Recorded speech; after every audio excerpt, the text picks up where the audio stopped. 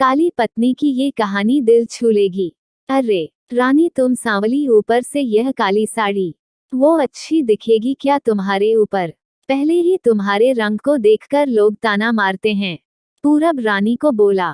देखो ना पूरब, मैं बोलती तो कहती, सास बोलती रहती है हमेशा। ऐसा लगता है जैसे कौवे को काला टीका लगाया हो। पति और सास का बोलना सुनकर जरा उदास हो गई। वो काली नहीं थी, कृष्ण वनिया और रानी नाक नक्शे में अच्छी थी। पर पति और सास कलर को लेकर रानी को हमेशा ताना मारते थे। क्या करेगा वो भी, वो गोरा और रानी कृष्ण वनिया। लोगों का क्या, वो तो नाम रखने में पीएचडी होते हैं। ब्लैक और व्हाइट जोड़ी बोलते थे दोनों को। पूरब का मन वैसे साफ था। रानी को अगर कोई कलर को लेकर बोलता तो उसे जरा भी अच्छा नहीं लगता था, इसलिए वह भी थोड़ा बहुत बोल देता था ताकि वह जिद ना करें। लेकिन जब वह बोलता था तो उसे इस बात का पछतावा होता था। उसकी माँ घर में हमेशा कड़वाहट रखती थी। आज भी वैसे ही हुआ। घर में उत्सव के माहौल में सुबह जब सास ने रानी से बात की तो वह थोड़ी घबराई हुई थी। उसका चेहरा भी शांत था। पूरब वास्तव में खुद पर शर्मिंदा था। अपराधी की तरह बैठने के बजाय वह काम के लिए बाहर गया। कई सारी महिलाएं काली साड़ी पहनकर सड़कों पर चल रही थी। सभी ही गोरी थी ऐसा नहीं था, लेकिन उन पर वह काली साड़ी अच्छी लग रही थी। पूरब काम की जगह पर गया। उसका बचपन का दोस्त विकी और उसका पूरा परिवार साथ में था। जान पहचान हुई तभी पीठ के पीछे से विक्की की पत्नी आई। वह भी काली सांवली ही थी। काली साड़ी पहनी थी उसने। पीछे से एक आवाज आई, प्रतीक्षा दीदी, अच्छी दिख रही हो आप। आपकी साड़ी भी अच्छी है। और आप भी। प्रतीक्षा के चेहरे पर खुशी आई, उससे ज्यादा विक्की खुश हो गया था। पूरब विकी को कुतूहल से देख रहा था। विकी ने वह देखा और जाना। वो पूरब के सवालों को हल करना चाहता था। विकी ने पूरब से सीधे ही पूछ लिया, पूछो, तुम्हारे मन में जो भी है मैं तुम्हें उसका उत्तर देने के लिए तैयार हूँ। पूरब पहले हड़बड़ाया, फिर वह बोलने लगा कि नहीं नहीं, ऐसा कुछ भी नहीं है। विकी ने पूरब से कहा, तुम मुझे नहीं जानते कि मैं लोगों का मन कितने अच्छे से पढ़ सकता हूँ। तुम तो मेरे बचपन के मित्र हो, तुम्हारे मन की बात भला मुझसे कैसे छुपी रह सकती है। विकी आगे बोला, चलो ठीक है, तुम्हारा सवाल भी मैं ही बता देता हूँ। तुम यही सोच रहे हो ना कि मेरी पत्नी जो रंग से काली है और आज उसने काली साड़ी पहन रखी है, फिर भी वह और मैं इतना खुश कैसे? पूरब सब कुछ शांति से सुन रहा था और कुछ भी बोल नहीं पा रहा था।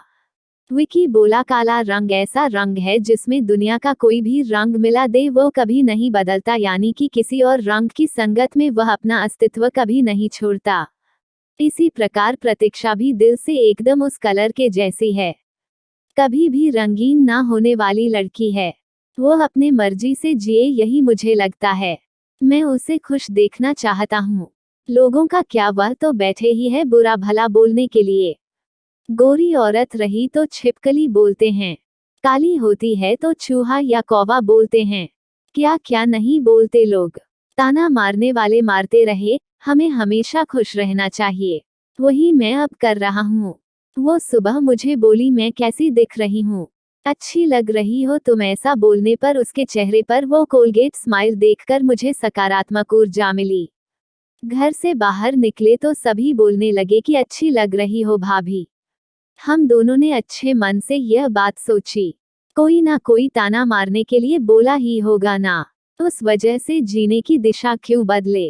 पूरब को उसके घर का सुबह का माहौल याद आया। वो खुद पर ही चीड़ गया। उसे लगा वो सचमुच में गलत था। मैं ही रानी को दुख देता हूँ, उस वजह से सब उसे बोलते हैं। अब मुझे ही अपनी भूल सुधार कर उससे माफी मांगने होगी। उसने हंसते हुए विक्की को अलविदा कहा। अपना काम निपटा कर वह एक साड़ी की दुकान पर गया। रानी के लिए उसने काले रंग की साड़ी ली और घर गया। घर जाने के बाद रानी शांत बैठी थी। उसने रानी को आवाज दी और साड़ी उसके हाथों में दे दी।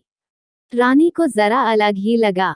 उसने प्रश्नार्थक नजरों से पूरब की ओर देखा। उसने बॉक्स खोलकर देखा तो काले रंग की साड़ी थी।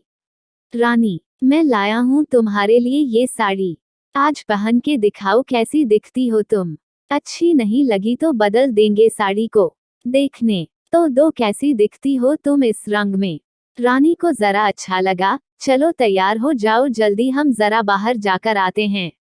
एक क्लाइंट के पास जाना है, उन्होंने बुलाया है जोड़ी में। पूरब का बोलना सुनकर रानी तैयार होने गई।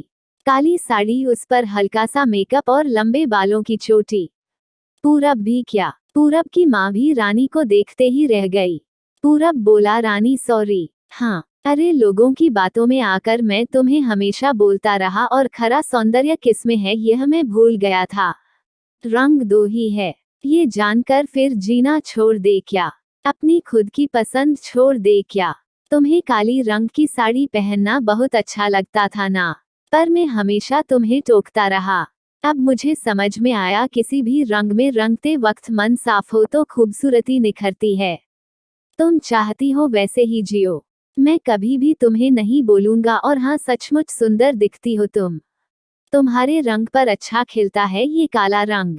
रानी के चेहरे की लाली और भी ज्यादा बढ़ गई थी यह बात सुनकर। शर्मा कर वह पूरब को बोली, क्या आप भी? पूरब ने रानी का मुस्कुराता हुआ चेहरा देखा और उसके बदले हुए विचारों से पूरब खुश हुआ। मन ही मन में पूरब ने विक्की को धन्यवाद किया, क्योंकि यह परिवर्तन विक्की के शब्दों द्वारा हुआ था। खूबसूरत दिखने के लिए खूबसूरत दिखना जरूरी नहीं है, बल्कि खूबसूरत सोच होना जरूरी है। इंसान का अगर मन सुंदर है तो इससे कोई फर्क नहीं पड़ता कि वह किस रंग का हो। यदि ये कहानी आपको पसंद आई हो तो अपने दोस्तों और अन्य लोगों के साथ शेयर जरूर करिएगा।